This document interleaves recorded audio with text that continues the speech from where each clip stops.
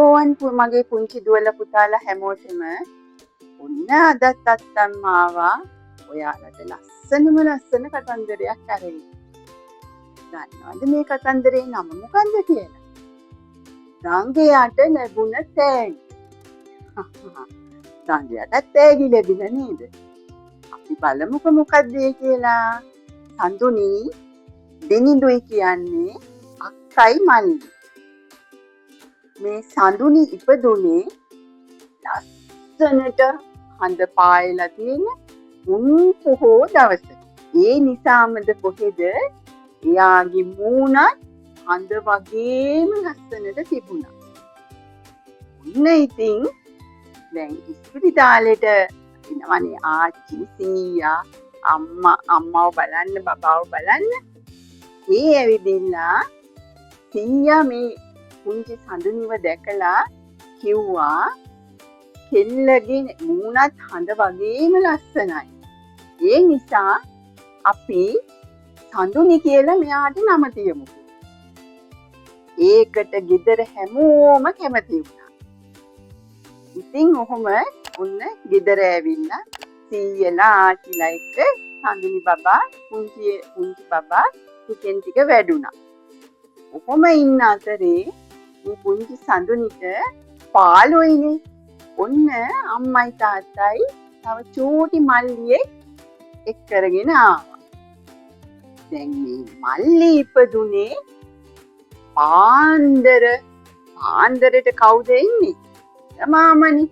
ඉර වගේ මේ දවස උදා කරමින් පුංචි මේ මල්ලි ආපු නිසා තාත්තා කිව්වා අපි පුතාට දිනිඳු කියලා නම තියමු කියලා. ඒකටත් ගෙදර හැමෝම කැමති වුණා. ඊළඟට අම්මයි ආච්චි ඉරයි හඳයි අපි ළඟනේ කියලා සන්තෝෂෙන් hina වුණා. කොහොම ඉතින් ඔන්න පුංචි සඳුනි දිනිඳුයි හිමින් වැඩෙන්න පටන් ගත්තා. කාලය හිමින් ගත වුණා. ඉතින් මේ ගොල්ලන් චුට්ට ලොකු වෙලා හරියට ඕගොල්ලෝ වගේ නේද? ඔන්න සෙල්ලම් කරන්න පොඩ්ඩක් දුව පැන ඇවිදින්න පුළුවන් වෙනකොට ඔය ඉඳලා හිටන සීයා යාළගේ සීයා පුංචි කතන්දර කියලා දෙනවා. හරියට මේ අත්තම්මා ඔයගලන්ට කියලා දෙනවා. උන්න දවසක් ඉතින් සීයා පුටුවක ඉඳගෙන ඉන්නකොට පුංචි සඳුනි දිනිඳුයි ආවා එතනට. ඉතත් මොකද වෙලා තිබුණේ? ජනේලේ ළඟින් ලස්සනට හඳ මාමා ලස්සනට ඇවිල්ලා තිබුණා. ඕක දැකපු සීයා සඳුනි දුවට කිව්වා දුවේ ඔයාගේ නම හැදුන හැටි ඔයා දන්නවද? මෙන්න මේ වගේ ලස්සනට හඳ පායපු ඔය දවසක තමයි මගේ පුතා ඉපදුනේ. ඒ නිසා තමයි පුතාට සඳුනි කියලා නම තිබ්බේ කියලා. ඉතින් සඳුනිට එදා හරි සතුටුයි. යාගේ නම හැදුන හැටි දැනගත්තනේ. ඉතින් ඔන්න කොහොම දැන් මල්ලිත් ඊට පස්සේ මල්ලිටත් කියලා දුන්නා. මල්ලිගේ නම හැදුනා. ඒ කොහොමද? දවස උදා කරමින් යත් ඉපදුනේ. ඒ නිසා මගේ චූටි පුතාගේ තාත්තා දිනිඳු කියලා නම තිබ්බා කියලා සීයා මතක් කරලා දුන්නා. දැන් මේ දෙන්නට හරි සතුටුයි. කොහොම ඉතින් දුව පැන මිදුලේ සෙල්ලම් කරනවා, මල් පැල හිටවනවා, ඔය විදිහට මේගොල්ලෝ කුරුල්ලෝ බලනවා. හරි සන්තෝෂෙන් කාලය ගත කරනවා. ඉතින් යාළගේ අම්මා මේ දෙන්නට හරිම ආදරේ. ඊට පුංචි දුවල පුතාලගේ අම්මා වගේ නේද? තමයි අම්මලා.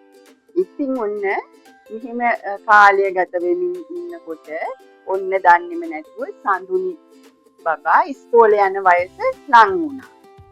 ඉතින් දැන් සඳුනි අක්කා ඉස්කෝලේ ගිහිල්ලා ආවම පුංචි ගෙදර වැඩ තියෙනවනේ කරන්න. ඔන්න එක දවසක් ලස්සන වැඩක් වුණා. මේ දිනිඳු මල්ලි ඉච්චර කැමති නෑ අක්කා ඉස්කෝලේ වැඩ කරනවා. එයාට හැම තිස්සෙම ඕනේ අක්කත් එක්ක සෙල්ලම් කරන්න. මිදුලේ දුවන්න, සමනලියෝ දිහා බලන්න, කුරුල්ලන්ට කෑම දෙන්න, මල් පැල පැල කරන්න. ඕවට තමයි චූටි මල්ලි හරිම කැමති.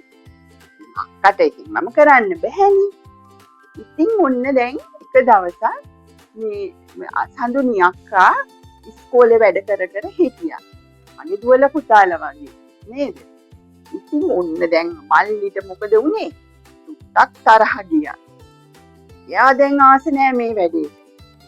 එයා කරපු වැඩේ හිමින් සැරේ ගිහිල්ලා අක්කගේ ඉස්කෝලේ පොතක් අරන් දන්නවද කළේ? පිටු 2-3ක් කෑලි කෑලි වලට ඉරුවා. දැන් අරක වැඩක් නේද? ඊට පස්සේ පැන්සලක් හොයාගෙන අර මෙහෙම කුරුටු ගාලා පොතේ කුරුටු ගගා හිටියා. සඳුනි අක්කා එකපාරට වටපිට බලනකොට අක්කා මේක දැකපු ගමන් මොකද වුනේ? හොඳටම තරහ ගියා. ඒකම නැගිටලා දුවගෙන ඇවිල්ලා ඊට මොකද කළේ?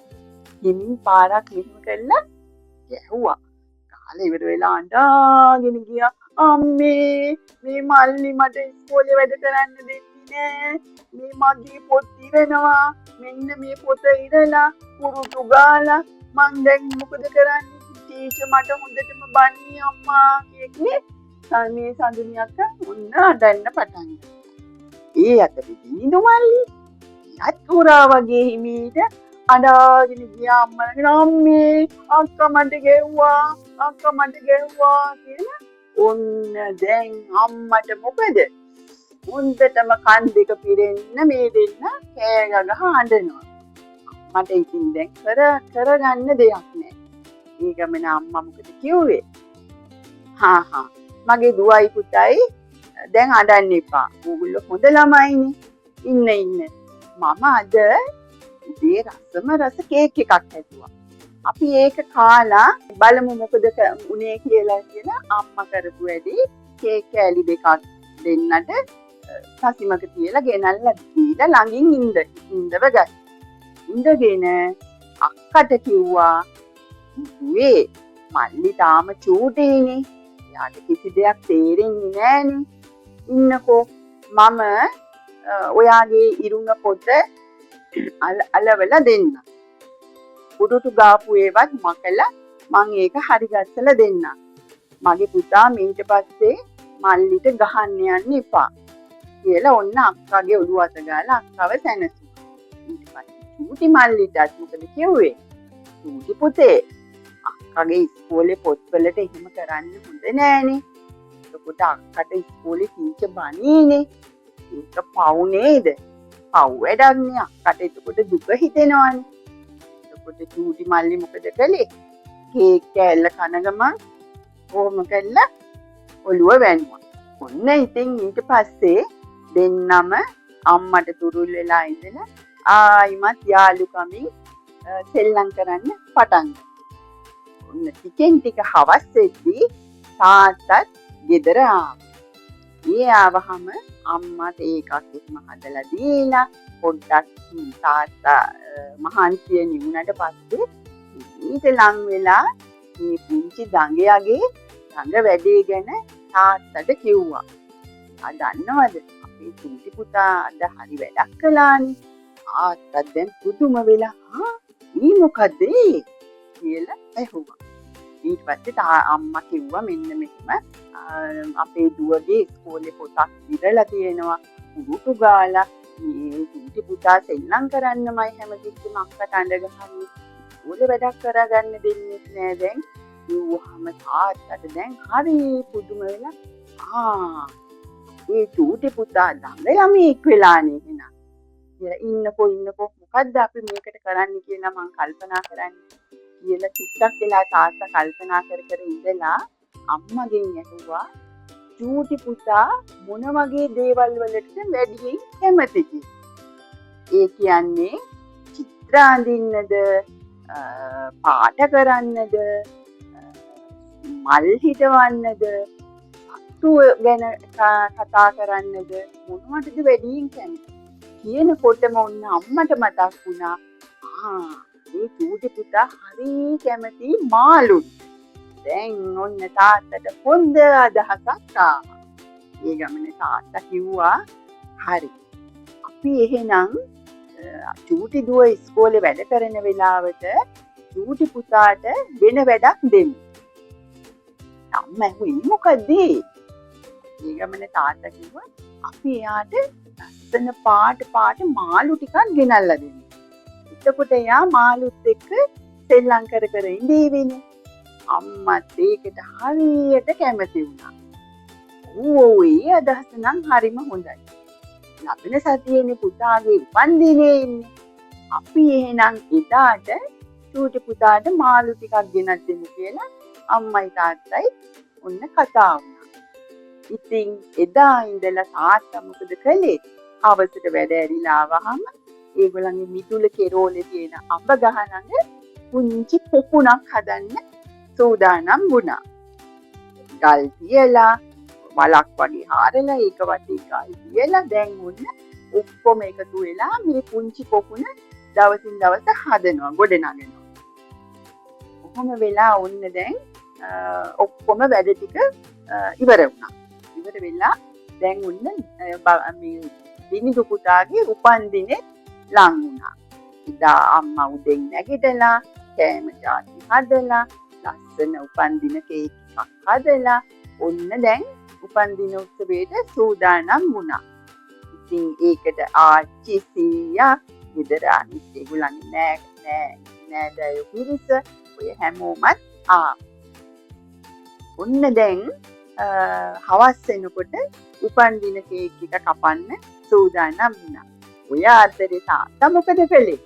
ලස්සන පාට මාළු දාපු බෑග් එකක් ගෙනල්ලා අම්මට කිව්වා පුතාට පෙන්නන්න එපා, මේක හංගලා වගේ තියන්න. අපි පස්සේ දෙමු කියලා. ඉතින් ඔන්න දැන් උපන්දින කේක් එක කපන්න වෙලාව ආවා. හැමෝම පිරිස එකතු වෙලා එයාට සුබ පතන අතරේ උපන්දින කේක් එක හදින්න පුංචි දුවල පුතාලගෙත් ඒ වගේ කරනවා නේද? අන්න ඒ විදිහට උපන්දින කේක් එක කපලා එයාට සුබ පැතුවා. ඊළඟට එයාට එක තෑගි බෝගත් හැමෝගෙම ලැබුණා. එකක් වෙලා ගිහිල්ලා තාත්තා හිමීතරේ කාමරේට ගිහිල්ලා යමක් අරගෙන ඇවිල්ලා අත් දෙක මෙහෙම පිටිපස්සට කරගෙන තාත්තා ඉඳලා චූටි පුතා එන්නකෝ කියලා කතා කළා. දැන් දිනිදු පුතා හරි සන්තෝෂෙන් තාත්තා ළඟට දුවලා ගියා. ගියාම තාත්තා මොකද කළේ? ඉතින්තරේ මෙහෙම හංගගෙන හිටපු අර පාට මාළු දාපු බෑග් එක මේ දිනිදු පුතාට දුන්නා. එයාට කියලා පොඩ්ඩක් කටත් ඇරිලා යා තාත්තා දිහා පුදුමෙන් වගේ බලාගෙන හිටියා. ඊට පස්සේ දැන් අක්කට හරි සතුටුයි. අක්කත් දැන් හරි සන්තෝෂයි. ඉතින් අක්කුඩි ගගා ෂෝක් එහෙනම් මල්ලි ආසයිනේ මාළුන්ට කියලා ඉන්න දැන් තාත්තා කිව්වා අපි එහෙනම් මේ පොකුණට මාළු ටික එක් කරමු කියලා. දැන් දිනිදු පුතයි අක්කයි අම්මයි තාත්තයි හැමෝම පොකුණ ළඟට ගිහිල්ලා ඔන්න අක්කා උදව් කළා අර බෑග් එකේ කට විවර කරගන්න. කට පටියක් දාලා ගැට ගහලානේ තිබුණේ. අක්කා හිමීට මේ පටිය ගලවලා පැත්තකට කළා. ඊට පස්සේ දිනිදු පුතා හිමින් සැරේතන ඉඳගෙන අර මාළුව මෙහෙම පොකුණේ වතුරට මාළුව එකතු කළා.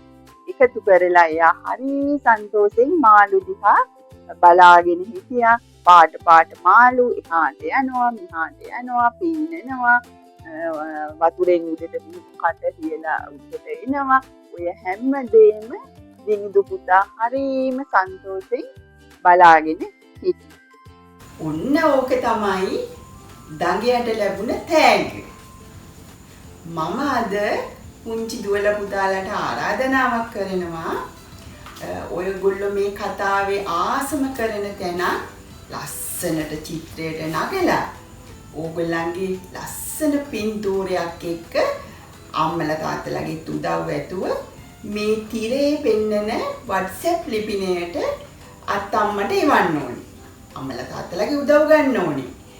එතකොට අත්තම්මා ඒ කියවන චිත්‍රයි ඕගලන්ගේ ලස්සන පින්තූරයි බලලා ඒවා මේ තිරේ පෙන්නලා ඒවැ ලස්සන අපි කතා කරමු. එහෙනම් මගේ පුංචි දුවලා පුතාලා හැමෝටම ආයුබෝවන්. තවත් දවසක මං එන්නම් තවත් ලස්සන කතන්දරයක් ඔයාලට අරගෙන.